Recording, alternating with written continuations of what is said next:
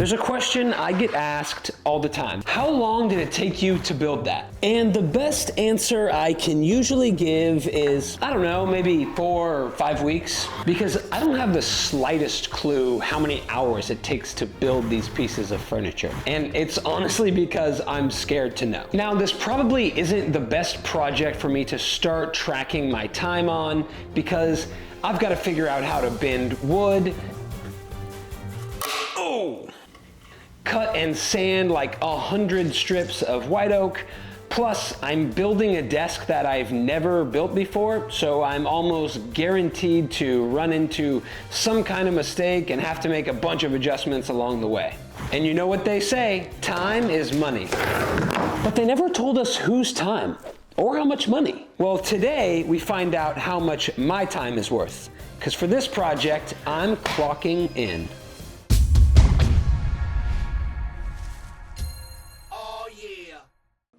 Jumping into the fun stuff right away, I've got to figure out how I'm going to bend this wood. But before I can do that, I need to figure out at what radius I'm going to bend it. And thank God for the 3D printer, because I could immediately get a 4-inch radius without too much testing. So yeah, that's what we're going to be bending each of these corners at, a 4-inch radius. And I know I said we were jumping into the fun stuff right away, and trust me, we are, but getting there is just quite the process. With this template done, I can start to work on the frame of the pedestals that are going at each end of the desk. And they'll basically act as a skeleton that the white oak veneered plywood can wrap around. I'm gonna need about 8 of these templated pieces, and then I can start on assembling them. Alright, if you read the title of this video, then you already know that this is a commission project that I charged $3,000 for. And I know that price in and of itself is going to have people feeling some kind of way. So more on costs and profit later. But for now, I wanted to come out early and talk a little bit about the purpose of this video. Because what started out as an idea to buy a clock and track the time that it takes me to build this project, it quickly turned into trying to figure out how much my time was actually worth. And I've already generated some thoughts around how inaccurate this might be, but also I'm not a production shop. I'm not trying to maximize the ROI of my time. I think what I'm trying to say is that I just want to be honest about the outcome. So I am going to track my time and figure out how much per hour I make from the profit of this desk, because I am not a liar. But I also want to share if I think that number is even accurate, and tell you why I don't even care about it. Wrapping up day 1, just over 2 hours, and I'm clocking out. Day 2 here, and I've got to start to get these pedestals vertical. So the first thing that I'm gonna do is put my dado stack on the table saw. Then I'm gonna notch out a couple of slots in these platforms so that I can cut some pylons and at least have these standing.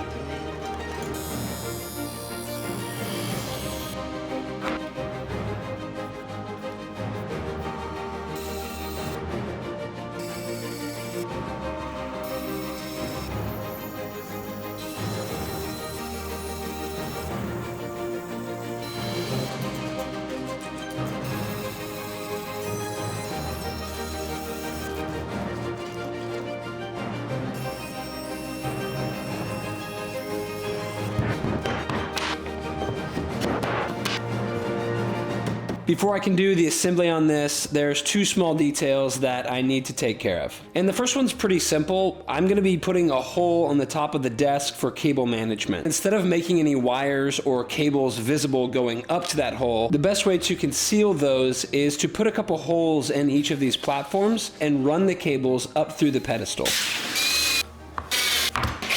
Now, the second thing is something that I'm trying to think ahead on and will definitely make more sense when I go to attach the aprons that are gonna hold these two pedestals together. But what you need to know for now is that the aprons running across the desk will eventually attach to this and this piece. So I'm gonna go ahead and put the mortises with the domino in now.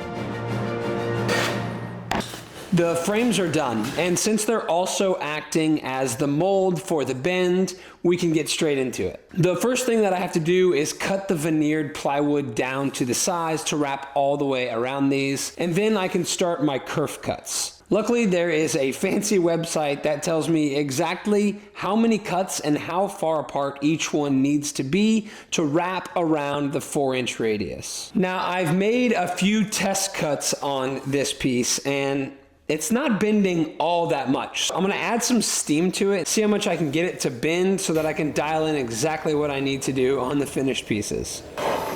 I'm not crazy about how this is bending. I can sort of hear it starting to crackle a little bit. Man. Oh! Okay then. Perfect. Cut that down, let's try again. I also noticed that I need to cut my curves vertically because the wood is going to bend across the grain.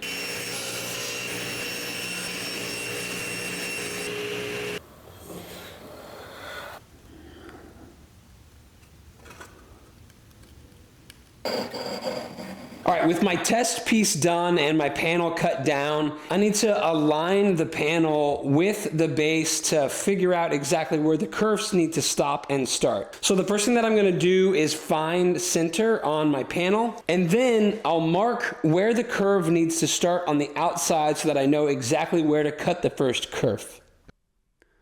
Okay, so you may hear me say this again, but up to this point, this is definitely the hardest part of the build, or at least it's the part that made me the most nervous. And there's more than one reason for that. First of all, these oak veneered plywood sheets were $165 a piece, and these panels were so big that I literally had to turn off the saw and scoot the piece back over the blade because I couldn't pick it up anymore without it breaking. I mean, seriously, look at this.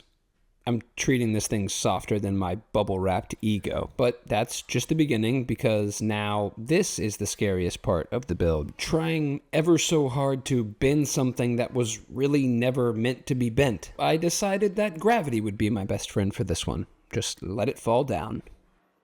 Now that I feel pretty good about how this thing is bending around the frame, I'm gonna lay this thing face down so that I can get everything ready for the assembly and glue.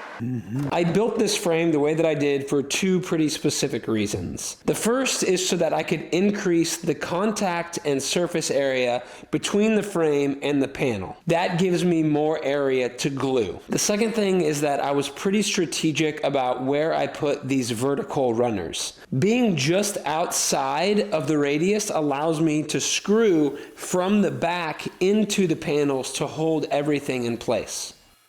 So, along with doing multiple things for the first time on this project, I also rarely ever use plywood or veneered panels. And honestly, I very rarely use screws either. And it's not because I don't like either one, my projects just haven't really called for the use of it. In fact, this feels like a really good time to do some engagement baiting. So let's just dispel two myths while we're here. The first one is plywood or veneered panels. Do they belong in high-end furniture? Should you charge $3,000 for a piece of furniture that is using plywood? And obviously the answer is yes. And the second one is wood movement. Now, I don't get a ton of these comments, but look, guys, wood just doesn't move that much. I promise. And with that, the comment section is wide open. Okay, the last panel got really difficult to move once I started cutting the kerfs. It was just so brittle. So I'm gonna try to find the right depth on my track saw, which I probably should have done in the first place, but I'm hoping that this will be a little bit better.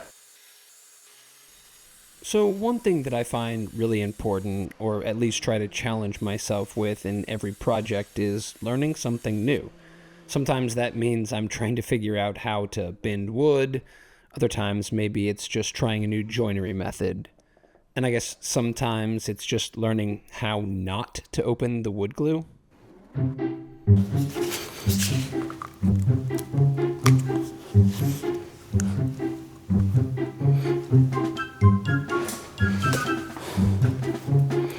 Oh, that's salty.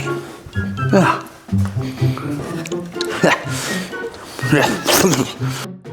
Okay, yeah, lesson learned. And here's another one, because in one of my previous videos, I sort of poked fun at, or at least asked the question why people on YouTube are using so much glue on their projects. I think I was trying to get to the bottom of how much glue is too much glue versus what's adequate. Well, I guess I found the answer to that. Plus, I learned that when you add steam to wood glue, it basically turns it into water. The two pedestals are glued up, and there's one last thing to do. I purposely left this overhang on all the sides so that I could come back and square it up after the glue up. Now I'm gonna add some edge banding to this after I cut it down, and then there's gonna be a 3/4 panel that sits against this. So I just need to make sure that I take all that into account when I cut this down to the right size. I know you're probably thinking, what's he gonna do with all that green tape when he's done cutting down the panels? Well, if you've watched this channel before, you know the rule with green tape.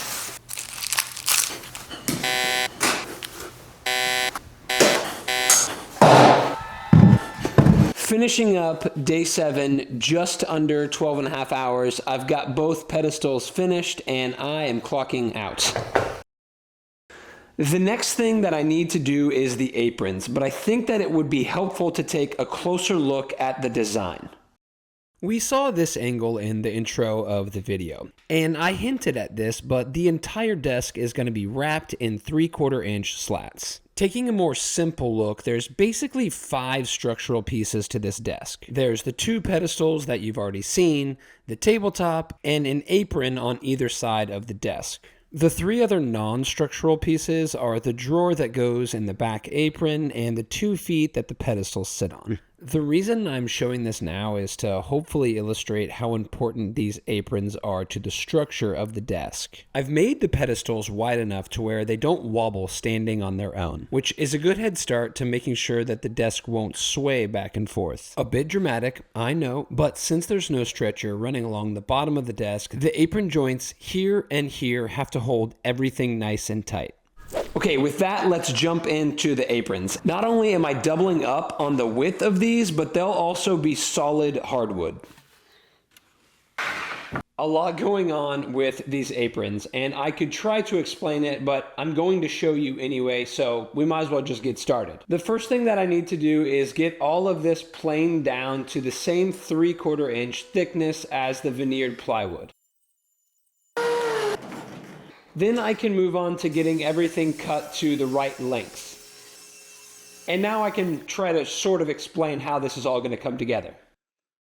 The front apron is the one that's attached opposite to the side where someone will sit. And it's pretty straightforward, just 2 pieces of white oak laminated together with the back piece being slightly longer than the front piece. Now, the back piece will never be seen, but it's the part that attaches to the pylon that I drilled domino holes in earlier. This method makes this apron way stronger. Now, the back apron is where things get a little bit tricky because I'm going to do basically the same method, except I have a drawer. So for this one, I've basically just cut out the part where the drawer will go on the backer board. This modification also allows me to still connect both of the pedestals with this piece, which is essential for the strength. Remember the desk wobbling?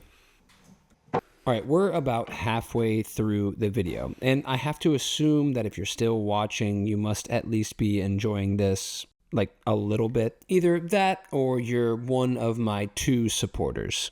Hey mom, hey dad. Jokes aside, thank you so much for watching and supporting. I have big plans for this channel, but my wife says if I don't get more subscribers, I have to give it up. All right, also a joke, but please like and subscribe. I've got this apron about ready for assembly, but one last thing that I need to do is install a rail that the drawer can slide in and out on. So I'm gonna cut a dado in the side of these stretchers and then glue this piece in. Then when I go to build the box, I'll cut a dado on the outside of those as well, which will give it something to glide along.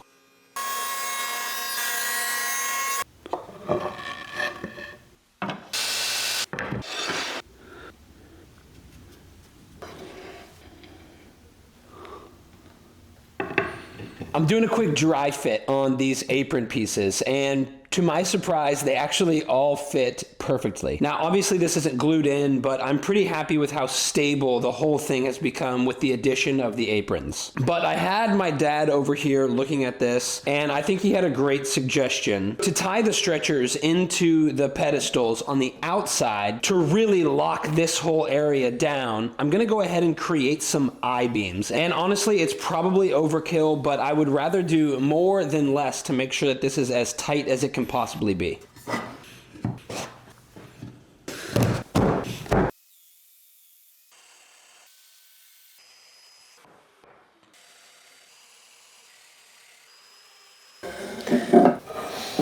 Before I can glue the aprons to the pedestals, I need to switch gears here for a minute and take care of a couple of things on those pedestals while I can still move them around freely. So I've got to take care of the feet for the pedestals and cut, sand, and attach all of those strips that are going to wrap around the desk.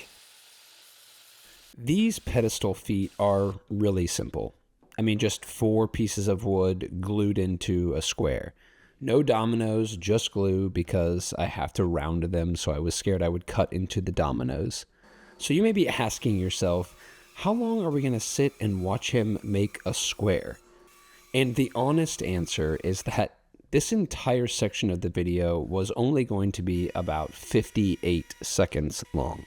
Because there are 2 of them, but I'm doing the exact same thing. Who needs to watch me do all of it twice? And these actually aren't all that different from the original template that I made, other than I had to start with my palm router because these things are so thick. But what started as something that should have been a really easy process and only about a minute long, turned into something different. The feet are shaped, but I've got a pretty nasty knot on the bottom of this one, and although you'll really never see it, I need to make sure that it's stabilized. So I've got to fill this with epoxy before I can sand all these down, get some finish on them, put the leveling feet on, and then attach them to the pedestals. Okay, so I had to fill a knot. Big deal. If you remember in the beginning, one of the things that I did was drill some holes in the platforms on one side of the pedestal so that any wires or cables could run through that. But if this foot is sitting flush on the ground, there's no way for wires to get to that hole. So I gotta drill out a little channel that will allow for those cords to run under the pedestal. If you were watching closely there, you saw me run my finger along the face of this foot, which is exactly where I drilled. And maybe some of you are already noticing. Well, we were mistake-free up until now.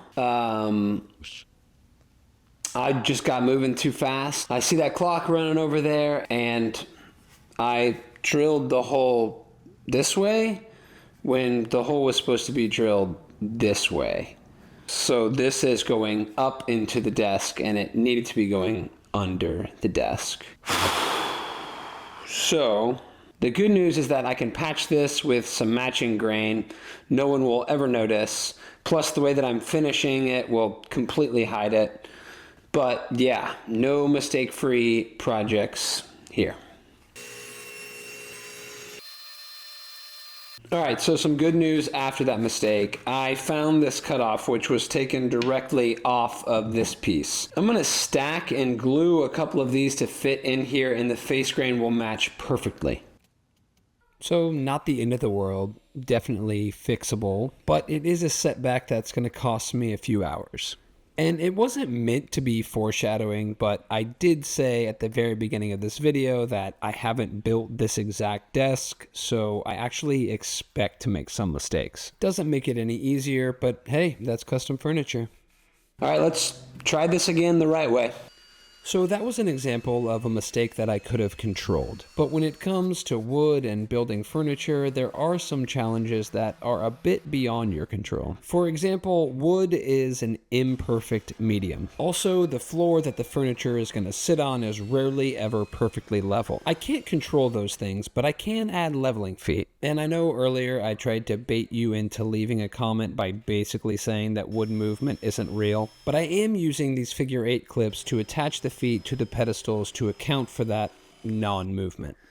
And lastly, if you were wondering why I filled that knot earlier with black epoxy, well, this is it. I'm using India ink to dye these black. I've recently fallen in love with this method of finishing on red oak. I love the way that it looks a little bit industrial, but still maintains all the beautiful grain on the boards. And I've tested a few different finishes with this method, but Rubio Monocoat still seems to be the best.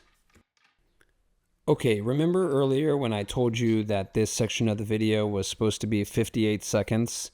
Well, we're over 4 minutes now. So first off, I apologize. But second, if you felt like this section of the video took too long, let me know by leaving a comment below that says, "Perfect video, wouldn't change a thing."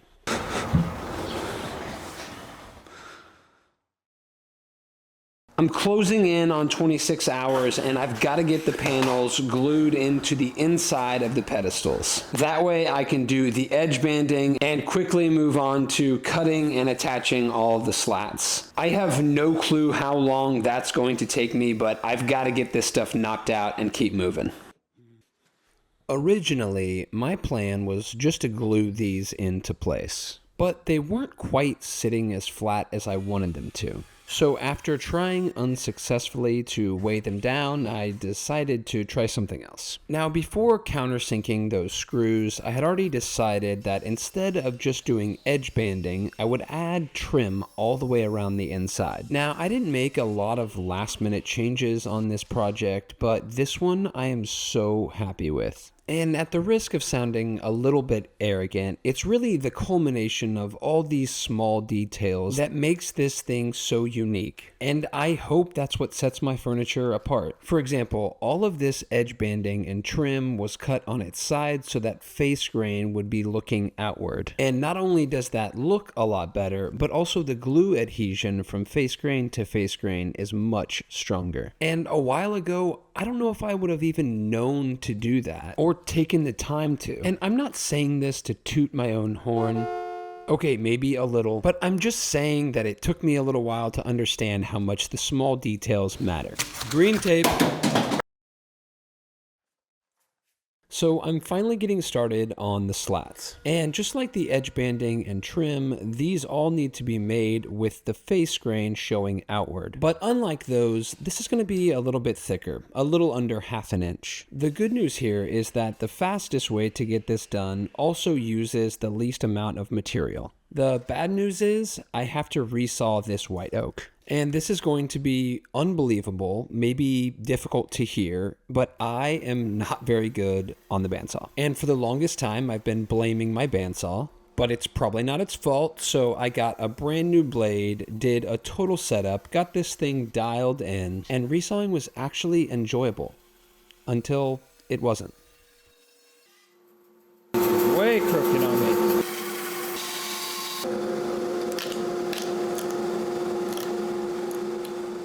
So I guess it's back to the planer to get these flat. And then begins the strip cutting marathon.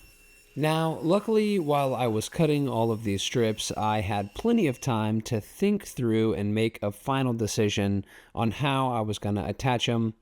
to the aprons. Anything remotely close to this design that I've seen uses finishing nails to hold the slats in place. And I'm not sure if those people are using glue or not, but I would assume that if they're putting brad nails in them, it's really just to hold it in place while the glue dries. Because again, face grain to face grain glue holds really well. But I couldn't get past having visible brad nail holes, and I really didn't want to try to fill them with wood filler. So I held every single one of these until the CA glue could set and the wood glue would bond. I'm on my 5th slat here and it's starting to take the curve. And I've run into something that ultimately I knew was going to happen, but I've been trying to lie to myself and pretend that it wouldn't. When this 3/4 inch slat starts to take the curve, obviously it's not going to lay flat, and it wiggles quite a bit. Now, because this is one part of the build that has kept me up at night, I do have a solution. And here it is. To give the rounded piece of the pedestal the space that it needs, I just needed to remove some material from the back of the strip. With an oversized cove bit, I could easily make the back of each of these a concave shape, and it would sit perfectly flat. No gaps and no wiggling. Okay, so one thing that I rarely ever tell people about myself is that I have quite a few tattoos. And that's not like a secret or anything. I just usually don't have to tell people because they can see them. Anyway, if you have tattoos, then you already know that one of the most common questions that I get is, which one hurt the most? And it's a good question. But my answer is that they all hurt. So I guess it's whichever one I'm getting at the time hurts the most. And that's pretty much how I feel about this project. Almost every step and every process of this project has its challenges. And each time I finish one step, I think, oh, the next one will be easier. Figuring out how to bend wood, high stress moment. Trying to remember all the tiny details for the pedestals and aprons, mentally exhausting. Screwing up the feet and having to fix them, pretty defeating. But now, resawing and cutting 76 slats only to have to place them perfectly level with identical spacing?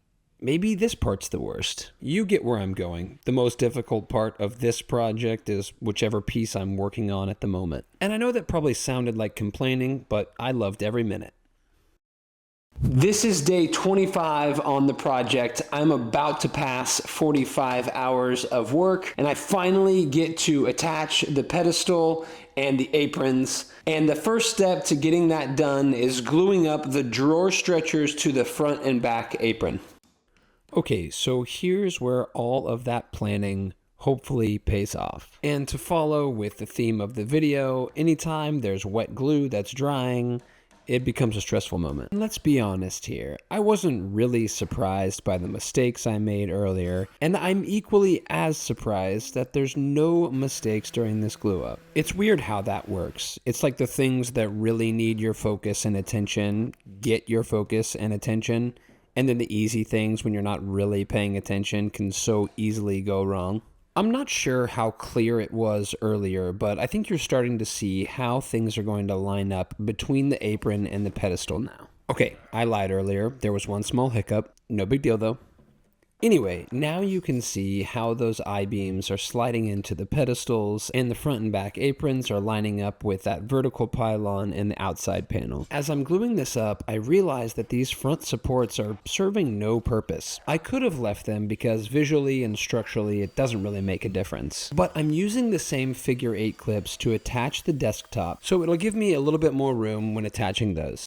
So it feels pretty weird that I'm almost done with this project, and one of the last things that I have to do, which I haven't even started on, is the desktop. Now, luckily, I saved the easiest for last because this is pretty simple. I'm just squaring up a few boards, throwing in a few dominoes, gluing it up, and the final thing before sanding and finish is adding that same 4-inch radius around the corners. Okay, so if you know anything about me, you were not surprised to see me bust out the Rubio Monocoat for the finish on this desk. And if you're new here, I guess you should just know that it's my go-to finish. Now, it's not just the protection and the actual finish that it provides, there's something else that I really like about it. And the night that I applied it to this desktop, my wife came inside and said, "You're almost done with the desk. I can smell it." I immediately thought this was some weird mother's intuition thing, and I told her it was a little odd that she has a sixth sense that can tell when I'm about to finish a project, but I couldn't even get the thought out before she cut me off. "No, I can smell that Rubio stuff. Doesn't that mean you're almost finished?" Yes, it does. I love that smell. I just have two small things left to do. The first is to knock out the drawer, and I'm keeping this one pretty simple. Then once that's in, I can finish up the slats on the aprons, add the final Rubio Monocoat, and this one is in the books. So as I'm finishing up here, I've had a couple of thoughts throughout the process of building this, and of course I'm going to answer all the questions that I set out to. And the first thing is this, because I said that I'm not really concentrated on maximizing my profit per hour. I think at the end of the day, what I was trying to say is that I don't price my projects based on how many hours I think they'll take. And while admittedly that is not a great business decision, neither is building furniture on YouTube and giving it away. And I've already said more than I even wanted to about that, because this video is not about how much a desk should cost. It's not about how much furniture builders should charge per hour. All of this was about getting to the bottom of how many hours it takes me to build a piece of furniture. And I figured since this one was for profit, it'd be interesting to see how much I make per hour. And although the timer didn't include every minute that I spent in and out of the shop on this project, it's time to clock out for the last time. 53 hours, 38 minutes, and 40 seconds. So now you know how many hours it takes to build this piece of furniture. You also know that I charged $3,000 for the desk. And as uninteresting as this is, I'll stay true to my word. After material costs, that comes to about $38 an hour. But the real question is, and please leave your answer in the comments, would you have paid $3,000 for this desk? Or if you're a furniture builder, how much would you have charged? Thanks for watching. Until next time.